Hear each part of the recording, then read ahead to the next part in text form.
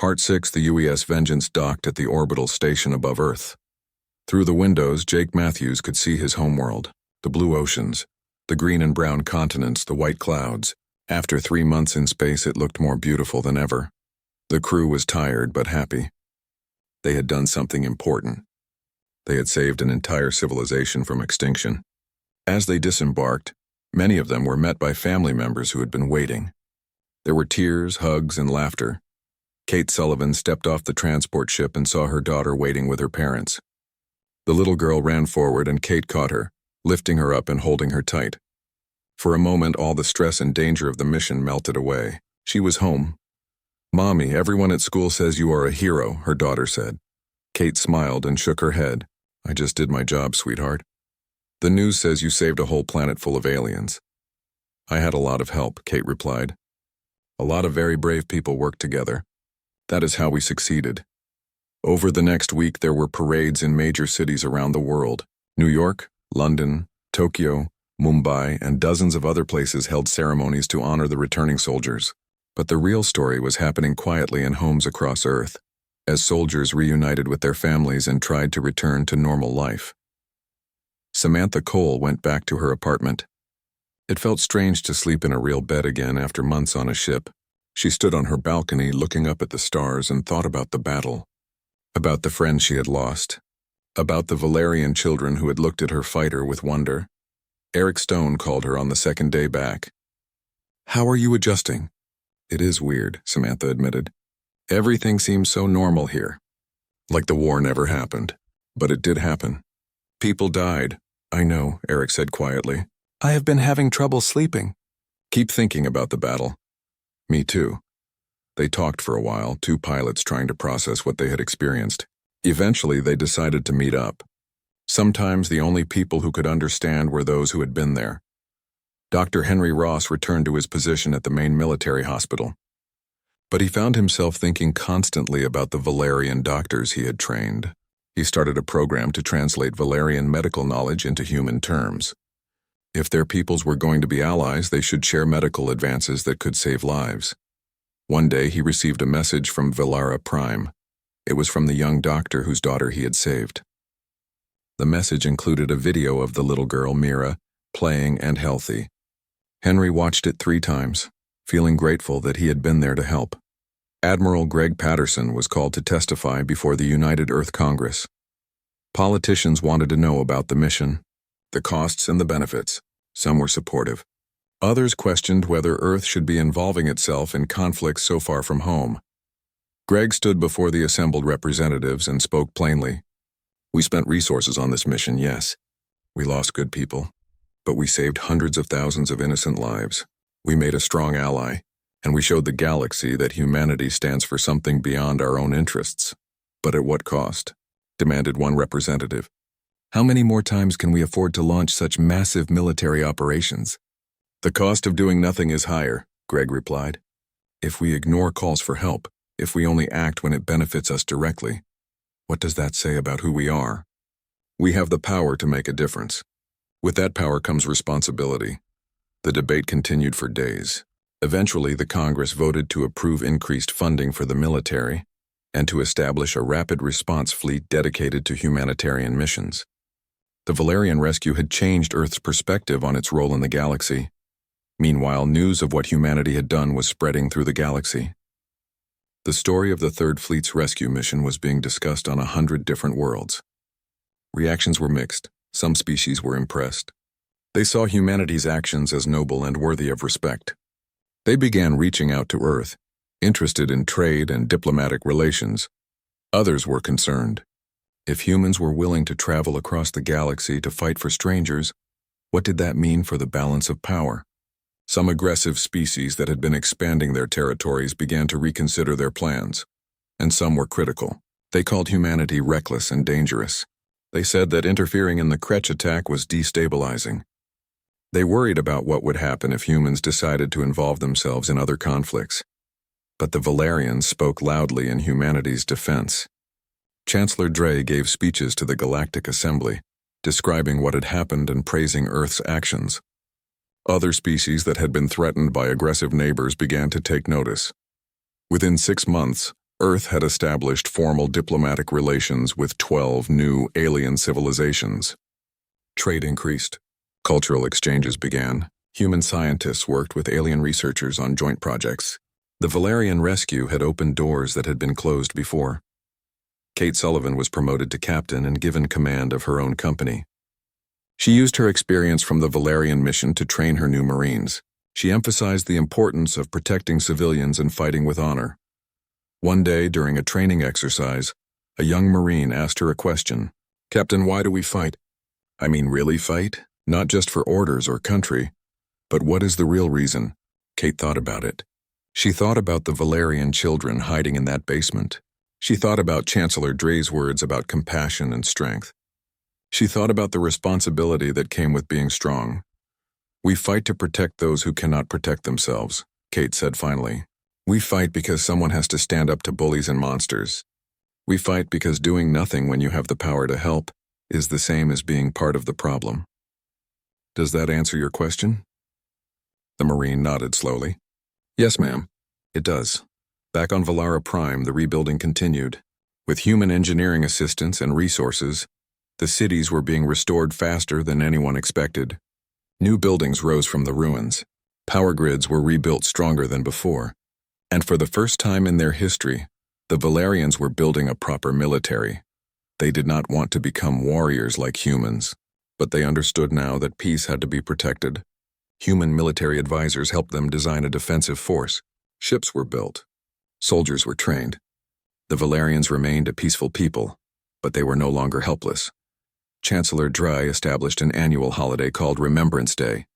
On that day, Valerians gathered to remember those lost in the attack and to honor the humans who had saved them. Statues were built, monuments were erected, and children were taught the story of how humanity had crossed the galaxy to answer their call for help. In the Valerian capital, a large memorial was constructed. It listed the names of every human who had died defending Valara Prime. Next to it stood a statue showing a human Marine helping a Valerian child. The inscription at the base read, "When darkness came, they brought light. When death came, they brought hope. We will never forget." On Earth, life continued. The dramatic rescue became history. Children studied it in school. Movies were made about it. But for those who had been there, it remained deeply personal. Jake Matthews was promoted to admiral. He was given command of the new rapid response fleet. His job was to be ready for the next crisis, wherever it might occur. He took the responsibility seriously. He knew that somewhere in the galaxy someone might need help. And when they did, Earth would be ready to answer. Samantha Cole continued flying. She trained new pilots, passing on her experience. She told them about the importance of protecting transports, about making every shot count, about bringing your wingman home. She never forgot the pilots who had not made it back from Valara Prime. Dr. Henry Ross became the head of the new Interspecies Medical Research Institute. His job was to combine medical knowledge from different civilizations to advance healing for everyone. The institute became one of the most respected scientific organizations in the galaxy. 1 year after the Valerian rescue, a new distress signal was received. This time it came from a mining colony on the edge of human space. Pirates were attacking. The colony had minimal defenses. The rapid response fleet launched within hours. But they did not go alone. A squadron of Valerian defense ships joined them. Chancellor Dre sent a message with the ships. "You came when we needed help. Now we stand with you." Jake Matthews smiled when he saw the Valerian ships in formation with his fleet. This was what the rescue had been about. Not just saving one civilization, but building bonds of friendship and mutual support. Together, the human and Valerian forces drove off the pirates and saved the colony. It was the beginning of a new era. Humanity was no longer alone in the galaxy. They had friends, allies, and partners. And whenever someone called for help, that call would be answered. On Earth, in her small apartment, Kate Sullivan tucked her daughter into bed. The little girl looked up at her with sleepy eyes. "Mommy, when I grow up, can I help people like you do?" Kate smiled and brushed hair from her daughter's face. "You can do anything you want. You can be a Marine, a doctor, an engineer, or something completely different. Whatever you choose, just remember to help others when you can. That is what makes us human. What makes humans special." Her doll, The Titan's Reach flew through space faster than it was supposed to. Captain Peter Hayes stood on the bridge watching the fuel gauges drop lower and lower. They were burning through power at a dangerous rate, but he did not care. Every minute they saved could mean lives saved on Vareth Prime. 6 hours until we arrive, Jack Brooks called out from his station. The other ships are keeping pace with us. Peter nodded. He opened a communication channel to the other 3 ships. Lightning Strike, Ironhammer, Mercy's Hand, this is Captain Hayes. Let me hear your status. The first voice to answer was Commander Ryan Blake from the Lightning Strike. Ryan had been in the military even longer than Peter. He had a rough voice that sounded like he ate gravel for breakfast. Lightning Strike is ready to fight, Captain. My crew is itching to teach some pirates a lesson. Ironhammer standing by, came another voice. This was Commander Helen Cruz, a tough woman who had earned her rank the hard way. Our weapons are charged and our shields are at maximum. The last voice was softer, belonging to Captain Julie Lewis of the Mercy's Hand. Medical ship ready? Captain Hayes. I have surgical teams on standby and emergency supplies prepared. Let us hope we do not need them. Peter appreciated that sentiment, but he had been in enough fights to know better. They were going to need every medical bed they had. All right, everyone listen up. We do not know what we are flying into. Intel says at least 20 hostile ships, probably pirates looking for easy loot. The Vrathan are peaceful people. They do not have much in the way of weapons. So we are the weapons, Ryan said with something like humor in his voice. Exactly, Peter agreed. We hit them hard and fast. Make them think twice about staying. If we can drive them off without destroying all of them, that is fine. Our job is to protect the colony, not rack up kill counts. Understood, Captain, Helen said. Peter looked at Lisa Morgan, who was still at her communication station. Morgan, have you picked up any more signals from the colony? Lisa shook her head, her face worried. Nothing, sir. Either their transmitters are down or... She did not finish the sentence. She did not need to.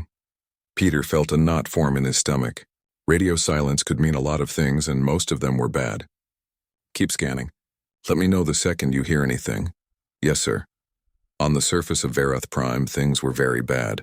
Colony Administrator Vec Thran crouched in what was left of his office. The ceiling had collapsed 20 minutes ago, and he could hear weapons fire outside. His people were trying to fight back with mining equipment and whatever tools they could find, but it was not enough. The pirates had come out of nowhere, dropping from orbit in their attack ships. They had demanded that the colony surrender all their valuable minerals. When Vectron refused, the pirates started shooting. They were not being careful about hitting civilians. They did not care about the Vrathan at all. Vectron's assistant, a young Vrathan named Silkara, huddled next to him. She was shaking, her antennae flat against her head in fear. Administrator, the children in the eastern tunnels are trapped. The entrance collapsed from the bombing. Vectron felt his heart sink. Vrathan stored their eggs and raised their young in deep underground tunnels where it was safe and warm. Or at least it used to be safe. How many? 43 younglings and 5 caretakers, Silkara said quietly. 43 children. Vectron wanted to scream, but he forced himself to stay calm. Do we have any rescue equipment that still works? The plasma cutters are still functional, but it will take hours to cut through safely without causing another collapse. Hours they might not have. Vectron pulled up his communication device, but it was dead. The pirates had knocked out most of their systems in the first attack. The distress signal he sent earlier might have gone nowhere. The Galactic Council might send help eventually, but eventually could be days from now. Keep working on the rescue, he told Silkara. I will try to organize a defense perimeter around the tunnel entrance. If the pirates try to go deeper into the colony, we make our stand there. Silkara touched his arm with one of her 4 legs. Administrator, if the council does not come, we will all die here. Vectron looked at his young assistant and wished he had better words for her. Then we die protecting our children. There are worse ways to go. Up in orbit, the pirate commander Greshnak was having a good day. He was a Korthian, which meant he had 4 arms, gray skin, and a bad attitude. He had been raiding colonies for 20 years, and this was turning out to be one of the easier jobs. Status report. He growled at his crew. His second in command, a smaller Korthian named Velnash, checked his screens. The colony defense systems are completely down. Their shields failed 10 minutes ago. We can land ground troops whenever you want, Commander. Greshnak smiled, showing his sharp teeth. Good. Send down 3 landing parties. Tell them to round up the civilians and find where they keep the good stuff. and tell them to be rough about it. These bugs need to learn what happens when they do not cooperate. Yes, Commander. As Velnash started giving orders, the sensor station suddenly started beeping. The Vrathan operating it, a captured slave forced to work for the pirates, looked at his screen in confusion. Commander, I am detecting ships dropping out of hyperspace at the edge of the system. Greshnak frowned. Council ships already? They are faster than usual. How many? 4 ships, Commander. Medium class, only 4 ships? Greshnak started laughing. 4 ships against my fleet of 27? They must be crazy. What species? The Vrathan checked his computer, his antennae twitching nervously. They are human ships, Commander. The laughter stopped. Greshnak had heard stories about humans. Everyone had. They were the new species in the galaxy, and they had a reputation. A bad one if you were a pirate. Humans did not follow the rules. They did not fight like civilized species. They fought like the animals they evolved from, all teeth and claws and refusing to quit even when they should. 4 human ships, Greshnak said slowly. That is still only 4 ships. We have 27. The math is simple. Velnash looked worried, though. Commander, humans are from a death world. They are dangerous. Everything is dangerous, Greshnak snapped. We have the numbers. We have the position. They are stupid to even try. But even as he said it, he felt a small worm of doubt in his gut. Humans were unpredictable. That made them dangerous in a different way than just having big guns. All ships, combat positions, he ordered. Let us show these humans what happens when you stick your nose where it does not belong. On the Titan's reach, alarms started blaring as they entered the Varath system. Lisa Morgan's voice cut through the noise. Captain, I count 27 hostile ships in orbit around the planet. They are arranging themselves into a battle formation. Peter studied the tactical display. 27 ships against 4. In any normal military, those odds would be called suicide. But Peter had not joined the military to be normal. Looks like they are expecting us. Want to surprise them? Ryan Blake asked over the communication channel. Always, Peter said with a grim smile. All ships break formation. Lightning Strike, you go high. Iron Hammer, you go low. Mercy's Hand, you stay back but be ready to move fast. Titan's Reach will take the middle. What is the target priority? Helen Cruz asked. Anything that shoots at you, shoot back. Anything that moves toward the planet, shoot first. We are here to protect those colonists, so let us get to work. The 4 human ships accelerated toward the pirate fleet, and the battle for Varath Prime began. The space between Varath Prime and the attacking pirate fleet lit up with weapons fire. The Titan's Reach fired its first missile at exactly the moment the pirates realized these humans were not slowing down. They were accelerating. Direct hit on Target 7, Lisa Morgan called out as one of the pirate ships exploded in a ball of fire. Target destroyed! Peter gripped his chair as the ship rolled hard to the left, dodging return fire. The artificial gravity could only do so much. He felt his stomach lurch, but ignored it. Brooks, bring us around. I want another pass at their flagship. Yes, sir, Jack said, his hands flying over the controls. On the lightning strike, Commander Ryan Blake was having the time of his life. His ship dove through the pirate formation like a shark through a school of fish. Fire missiles 3 through 8, he ordered. And somebody tell me why Target 12 is still on my screen. Working on it, sir, his weapons officer said. Second later, 2 more pirate ships vanished in bright explosions. Ryan laughed. That is more like it. Helen, how are you doing down there?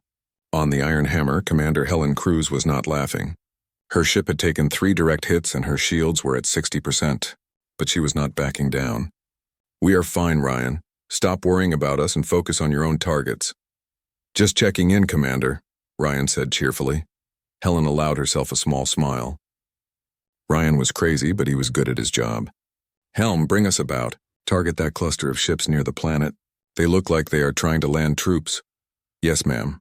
The Iron Hammer turned ponderously, its heavy armor making it slower than the other ships. But when its main guns fired, 3 pirate vessels took catastrophic damage. One of them started tumbling toward the planet's atmosphere, smoke pouring from its engines.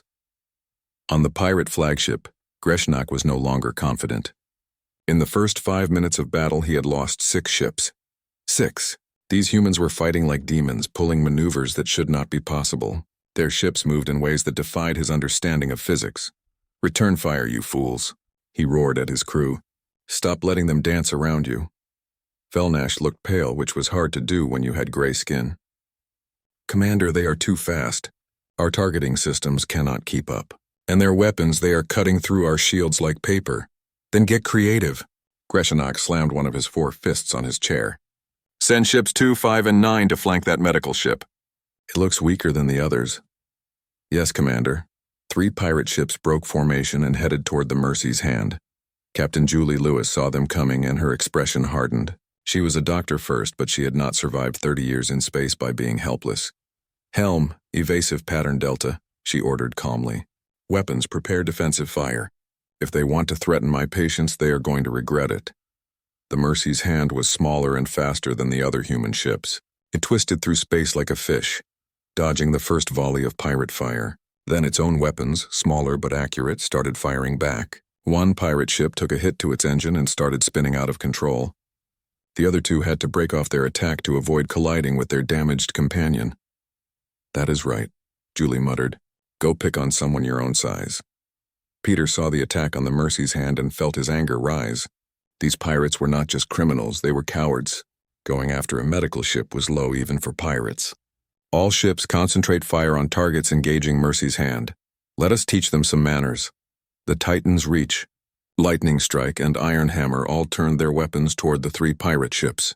What followed was not a battle, it was an execution.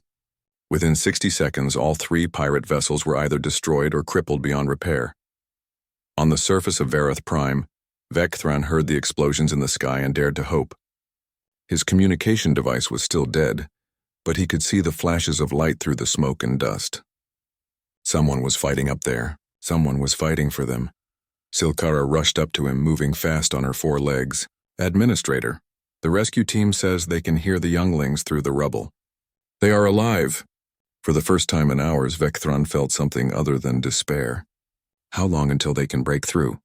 Another 2 hours if nothing goes wrong. 2 hours.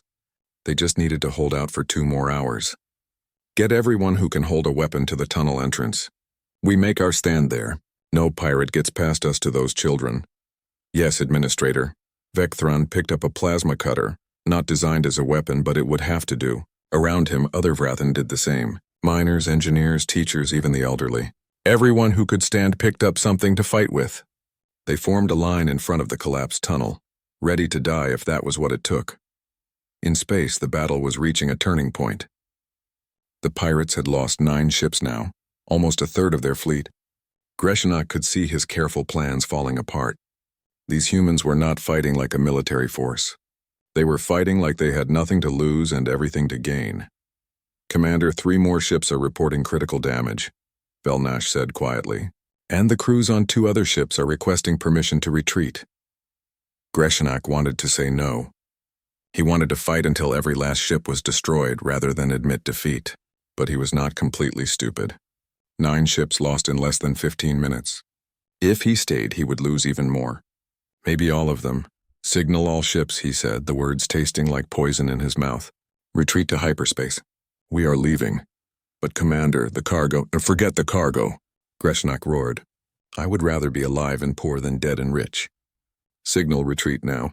The pirate fleet started to scatter, ships breaking formation and heading for the edge of the system where they could safely jump to hyperspace. Some of them were so damaged they barely made it, trailing debris and leaking atmosphere. Peter watched them go on his tactical display. Part of him wanted to pursue, to hunt down every last pirate ship and make sure they never hurt anyone again, but the smarter part of his brain reminded him why they were here. All ships hold position, he ordered. Do not pursue. Our job was to protect the colony, and we did that. Let them run. Confirmed, Helen said, though it would be satisfying to finish them off. It would, Peter agreed. But we are not executioners. We are defenders. There is a difference. Ryan sighed dramatically. You are no fun sometimes, Captain. But you are probably right. Mercy's Hand, how are your casualties? Peter asked. Julie's voice came back clear and calm. Minor damage only, Captain. My crew is fine. I am more worried about the colonists down there. Request permission to begin landing medical teams. Permission granted. The rest of us will stay in orbit and make sure those pirates do not come back for a second try. As the Mercy's Hand headed toward the planet, Peter finally let himself relax just a little bit. They had done it. 4 ships against 27, and they had won. Not because they had better ships or more weapons, but because they had refused to give up. Because when someone called for help, humans answered. Lisa Morgan was scanning the planet's surface. "Captain, I am picking up communications from the colony. Their systems are coming back online. Put them through." A moment later, a high-pitched clicking voice came over the speakers. The translator turned it into English. "Human ships, this is Colony Administrator Vecthron. We cannot believe you came. You saved us." "All of us," Peter smiled. "Administrator, we are glad we could help. We have a medical ship landing now. They will help with your wounded and assist in rescue operations. Do you have any immediate emergencies we should know about?"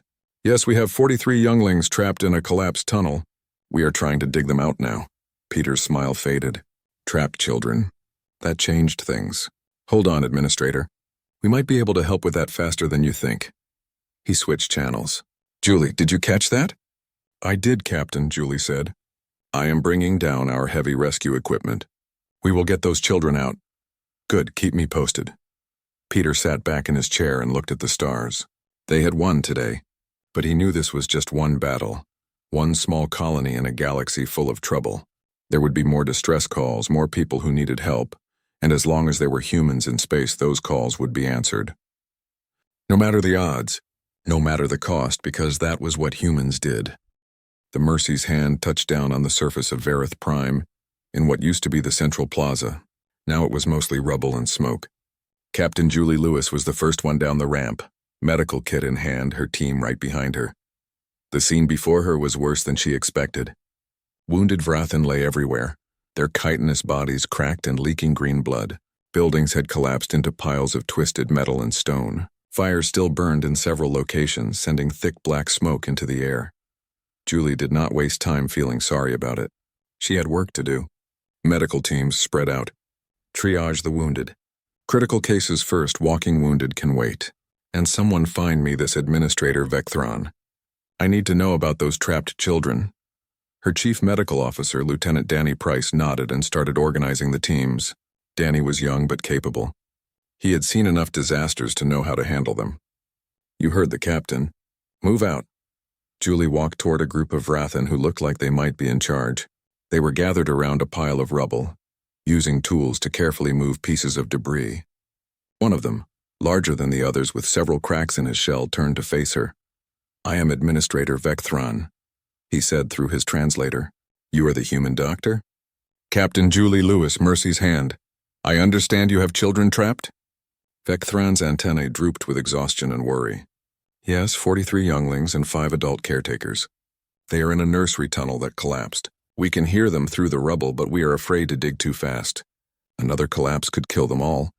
Julie knelt down and examined the pile of debris. She had dealt with collapsed structures before back on Earth during natural disasters. The principles were the same, even if the architecture was different. "How deep are they?" "Approximately 15 meters down. The tunnel is intact, we believe, but the entrance is completely blocked."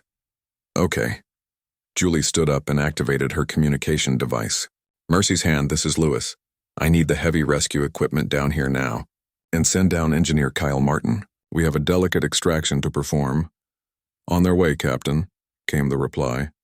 Within 10 minutes, a shuttle landed nearby, carrying equipment and personnel. Kyle Martin was a broad-shouldered man with a practical mind and steady hands. He took one look at the collapsed entrance and started making calculations. "We cannot just blast through," he said. "Too much risk of secondary collapse. We need to shore up the structure as we go, dig carefully, and probably create a new entrance point to relieve pressure." Vecthron watched the humans work with something like awe. They moved with purpose and efficiency, setting up equipment he had never seen before. Within an hour, they had stabilized the worst of the collapse and were beginning to carefully excavate a path down. "Your people are very skilled at this," he said to Julie. She smiled sadly. "We have a lot of practice. Earth has earthquakes, hurricanes, floods, and all sorts of natural disasters. We got good at rescue work because we had to." "A death world," Vecthron said quietly.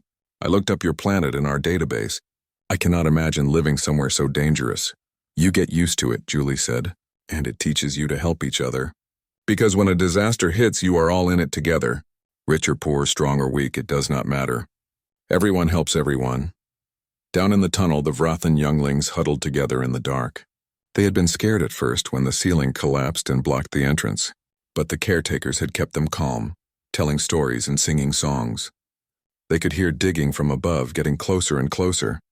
One of the younglings, a small one named Creven, looked up at the oldest caretaker. "Are we going to be rescued?" The caretaker, whose name was Telmora, touched the youngling gently with her antennae. "Yes, little one. Help is coming. I can hear them getting closer. Who is helping us? Is it the council?" Telmora had heard the voices from above, heard the strange accent of the translators. "No, little one. These are humans. They are new to the galaxy, but they came to save us." "Are they nice?" "I believe they are very nice. They traveled a long way just to help us." Above them, Kyle Martin was sweating despite the cool air. The dig was going well, but it was slow work. Every piece of rubble had to be checked before removal. Every section shored up before proceeding. One mistake could bring the whole thing down.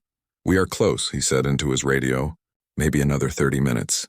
Julie relayed this to Vecthron, who looked like he might collapse from relief. The administrator had been awake for nearly 24 hours, coordinating the defense and now the rescue. His body was past the point of exhaustion. "You should rest," Julie told him. "Let us handle this." "I cannot rest until I know they are safe." Julie understood that feeling. "Then at least let me look at those cracks in your shell." Some of them looked deep. Vecthron wanted to argue, but his body betrayed him. He swayed on his legs, and Julie caught him before he fell. "All right, doctor. You win." While Julie treated the administrator, her medical teams worked through the colony treating the wounded. Danny Price found himself in an improvised hospital tent, performing surgery on a Vrathan miner who had been crushed by falling debris. "How is it looking?" asked his assistant, Nurse Amy Collins. "Not great, but not hopeless either," Danny said, his hands steady as he worked. "These Vrathan are tougher than they look. This one should survive if we can stop the internal bleeding."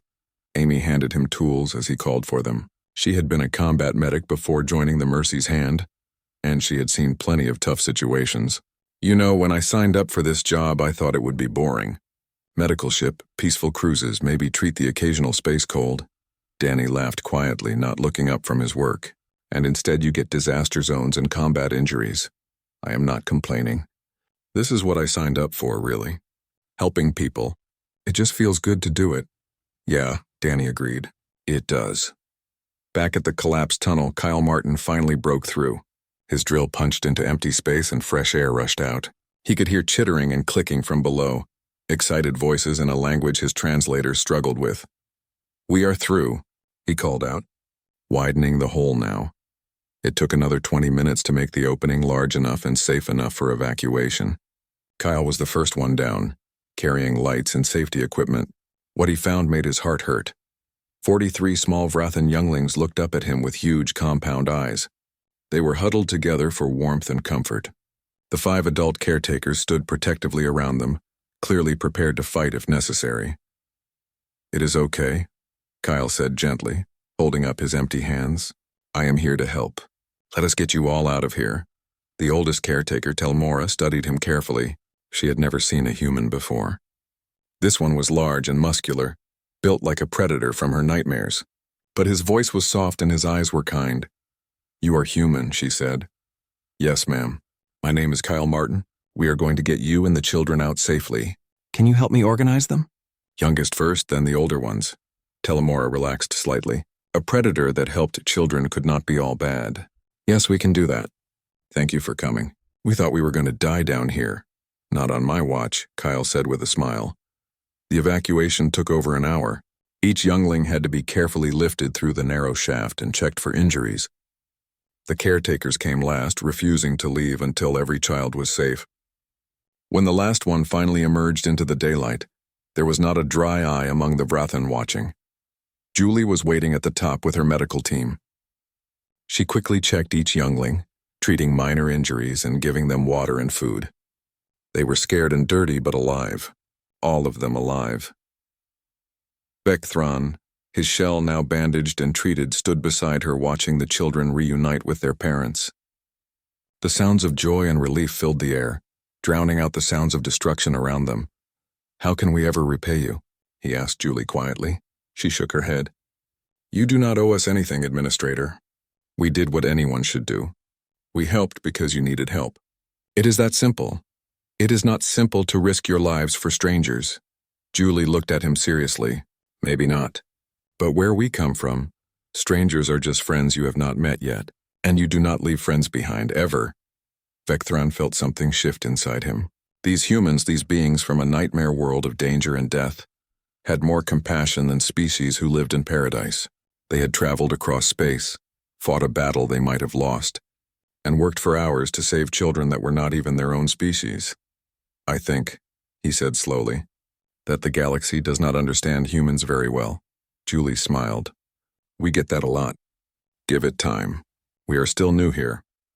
Up in orbit, Peter Hayes watched the rescue operations on his screens and felt proud of his people. They had fought a battle and won. But more importantly, they had saved lives. 43 children who would grow up because humans decided that some things were worth fighting for. His communication officer, Lisa Morgan, looked over at him. Captain, we are receiving a message from Unity Station. The Galactic Council fleet is 30 hours away. Peter snorted. Well, better late than never, I suppose. Tell them the situation is under control and medical assistance is already being provided. Yes, sir. Lisa paused. 3 days after the battle, Commander Greg Palmer stood in the observation deck of Unity Station and watched the stars. He knew what was coming. The Galactic Council had called an emergency session to discuss what happened at Vareth Prime. They were not happy. Behind him, the door opened and Lieutenant Katie Sullivan walked in carrying a stack of data pads. Sir, the session starts in 10 minutes. I have all the reports you requested. Greg took the pads without looking at them. He had already read everything twice. Battle logs, damage reports, casualty figures, statements from the Vrathan survivors. He knew the numbers by heart. 4 human ships against 27 pirates. 13 pirate ships destroyed, 8 more damaged beyond repair. The humans took minor damage only. 0 human casualties. 0 Vrathan civilian deaths after the humans arrived. The numbers told a story that the Council did not want to hear. How bad is it going to be? Katie asked quietly. Greg smiled without humor. Oh, it is going to be very bad? Half the Council wants to give our people medals. The other half wants to put them on trial for violating military protocols. And everyone is scared because we proved that 4 human ships can do what their entire fleet takes days to organize. But we saved lives. Yes, we did. And that is what makes this so complicated. The council chamber was already full when Greg entered. Holographic representatives from 43 different species filled the circular room, their forms flickering and their voices creating a wall of sound. Greg took his position in the observation area and waited. High Chancellor Mordak called the session to order, his reptilian voice cutting through the noise. We are here to discuss the incident at Vareth Prime. 4 human vessels responded to a distress call without council authorization and engaged a hostile fleet. While the outcome was positive, we must address the serious breach of protocol. Ambassador Telnvar was the first to speak, his forearms gesturing dramatically. This cannot be allowed to stand. Military action must be coordinated through proper channels. What the humans did was reckless and dangerous. They could have been destroyed.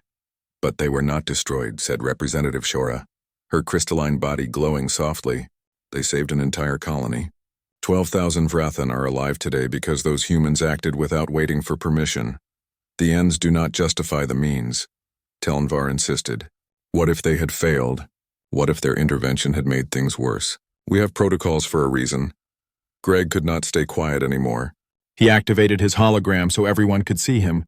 Ambassador Telnvar, with respect, your protocols would have resulted in 12,000 dead Vrathan. The council fleet arrived 3 days after the attack began. By then, there would have been nothing left to save.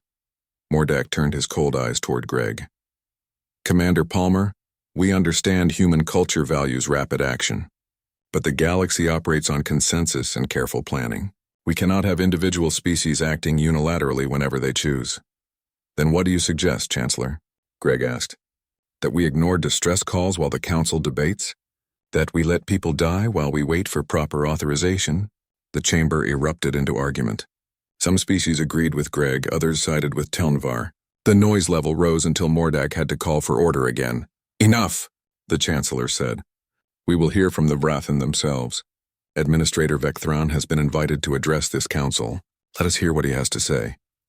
The hologram that appeared in the center of the chamber was of a tall insectoid alien with several visible cracks in his shell. Vectron looked tired but composed. He had spent the last 3 days rebuilding his colony and preparing for this moment. "Honored council members," he began, his translator rendering his clicking speech into dozens of languages simultaneously. "I come before you to speak of what happened on Verith Prime. My colony was attacked by pirates. We sent a distress call. We waited for help. We prayed someone would come." He paused, his antennae twitching with emotion. "The council did hear our call. You debated the proper response. You calculated risks and assembled a fleet. This is your way and I understand it. But while you debated, my people died. While you calculated, our children were trapped and terrified. While you assembled your fleet, we faced extinction." The chamber was silent now. Every representative was listening. "Then 4 human ships arrived," Vectron continued. "Just 4, against an enemy fleet that outnumbered them greatly. They did not ask for permission. They did not calculate the odds. They heard people in trouble and they came. They fought a battle they could have lost. They risked their lives for strangers. And when the battle was won, they landed on our world and saved our children from collapsed tunnels." He looked directly at the holographic image of Telnvar. "Ambassador, you speak of protocols and proper procedures. I speak of 43 younglings who are alive today, because humans do not wait for proper procedures when children are dying. Which matters more to you?" Telnvar had no answer for that. Vectron turned to address the entire council. "I am told that humans come from a death world, a planet so dangerous that their evolution made them into something fierce and relentless. But what I saw in my world was not fierceness. It was compassion. Not relentlessness, but dedication. These humans could have left once the battle was won. They could have declared victory and departed. Instead, they stayed. They dug through rubble. They treated our wounded. They comforted our children. They did this without asking for payment or recognition. They did it because it was right."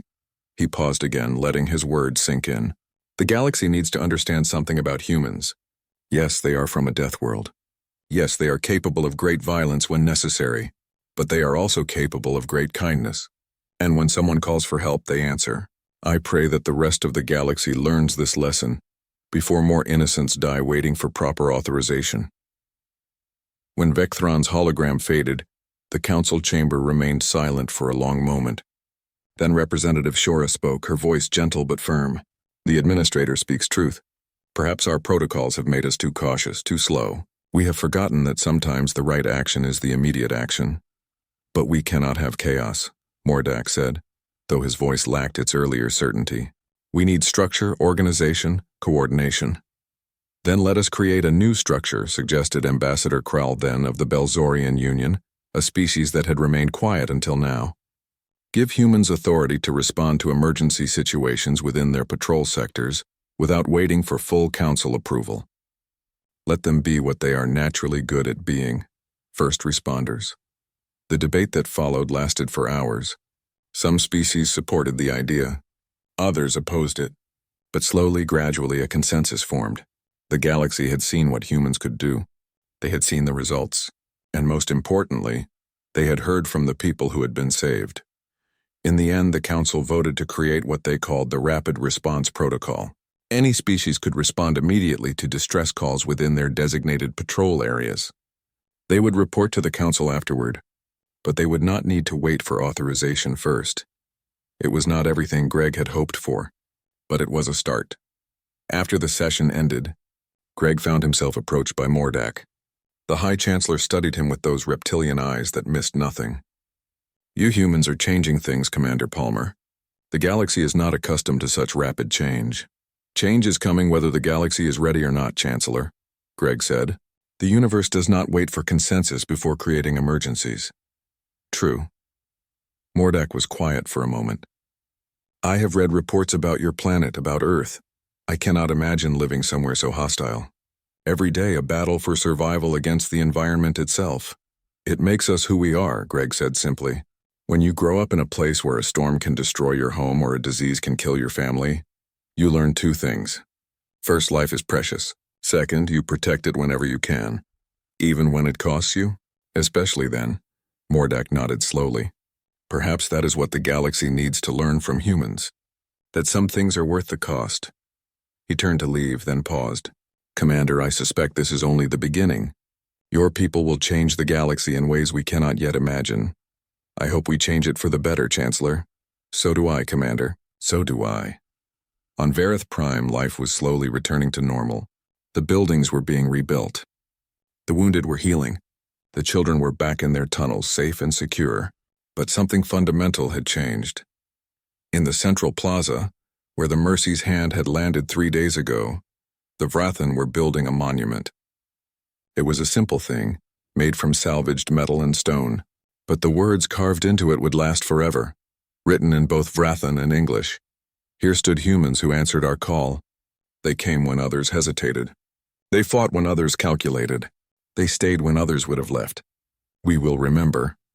Vecthran stood before the monument as the sun set, painting the sky in shades of purple and orange. Beside him stood his assistant Silkara. Do you think they will come back?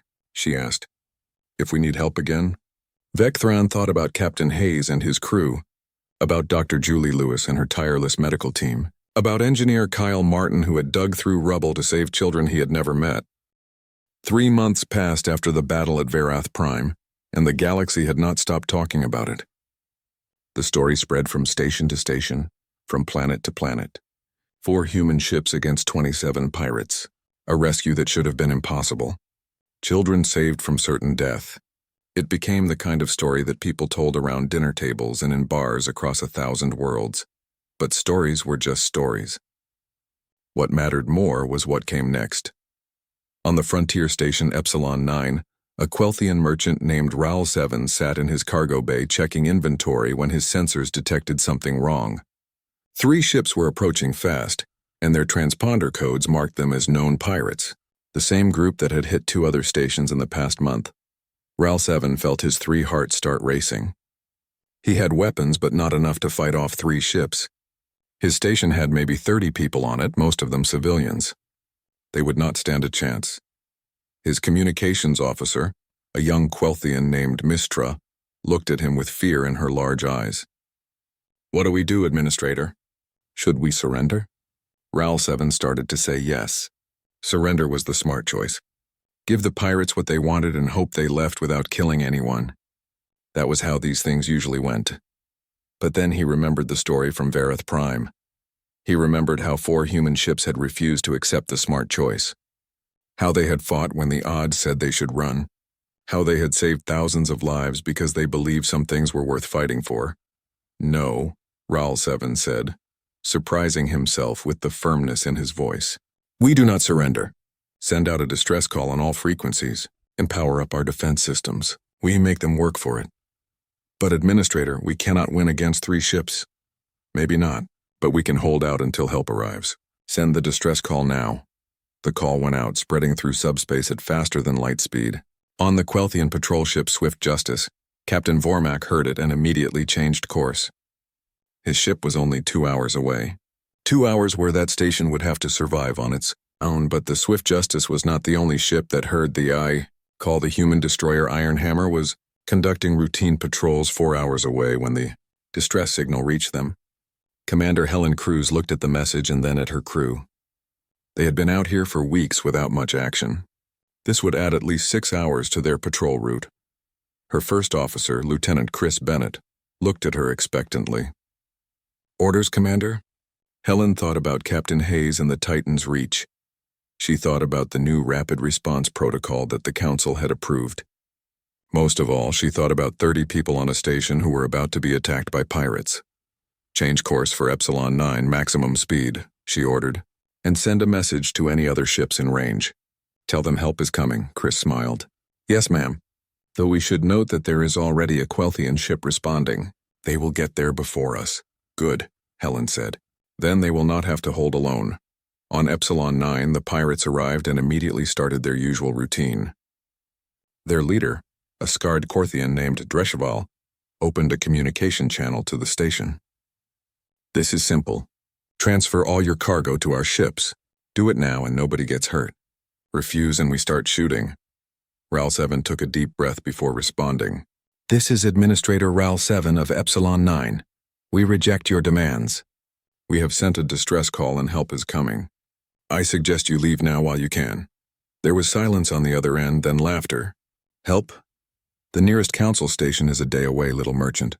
By the time anyone arrives, we will be long gone with your cargo, and maybe we take some of your people too. Sell them to the slave markets. Last chance. Surrender now. No, RAL-7 said firmly. Come and take it if you dare. The first pirate shot hit the station's shields, making the whole structure shudder. RAL-7 gripped his chair as more shots followed. His weapons fired back, but they were small defensive guns meant to scare off minor threats, not fight actual combat ships. Shields at 70%. Mistra called out. We cannot take much more of this. How long until the Quelthian ship arrives? RAL-7 asked. 1 hour and 40 minutes. 100 minutes. They just had to survive for 100 minutes. The station shook again as another barrage hit.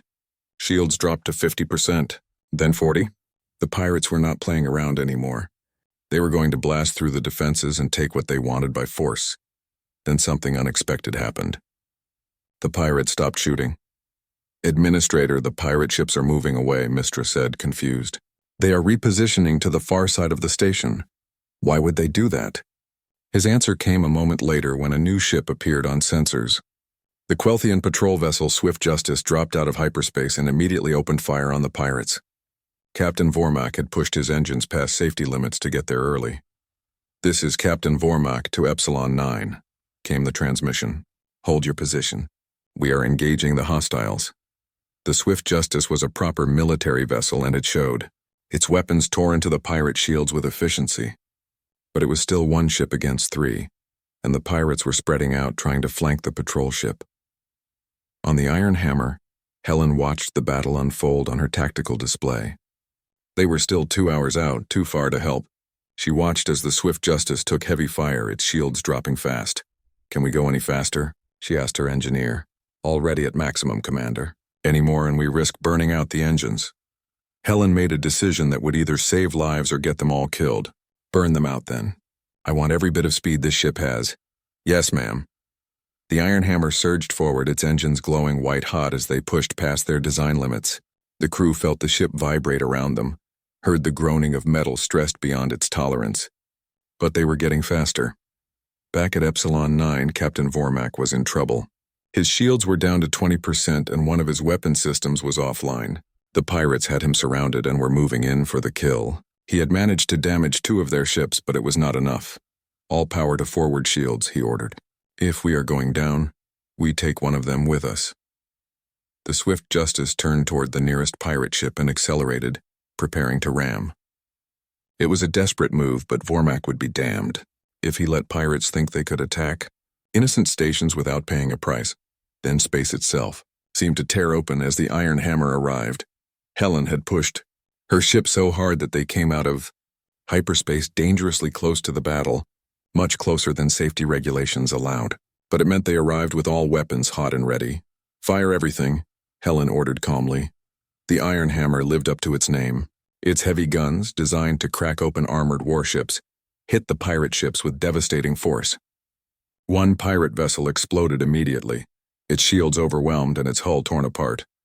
The second took critical damage and started spinning out of control.